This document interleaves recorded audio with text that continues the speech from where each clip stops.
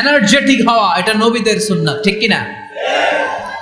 তো এই আয়াতের মাধ্যমে আল্লাহ তাআলা গোটা বিশ্বের মানুষদেরকে কাজের প্রতি উৎসাহিত করেছেন। আল্লাহ বলেছেন, ফাইদা কুদিয়াতিস সালাতু ফান্তাশিরু ফিল আরদ আবতাগু মিন ফাদলিল্লাহ।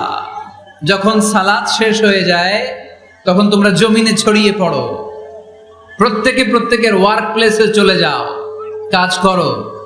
আবতাগু মিন ফাদলিল্লাহ, আর আল্লাহর দেয়া ফদল তালাশ করো, রিজিক তালাশ করো। মসজিদের ভিতরে রিজিক আছে? কথা কয় না। মসজিদে গেলে কি টাকা পাওয়া যায়? খাওয়া পাওয়া যায় না। খাবার উৎপন্ন করতে হয় মসজিদের বাইরে, এ জমিনে। মসজিদে গেলে রহমত পাওয়া যায়। মসজিদে গেলে কি পাওয়া যায়?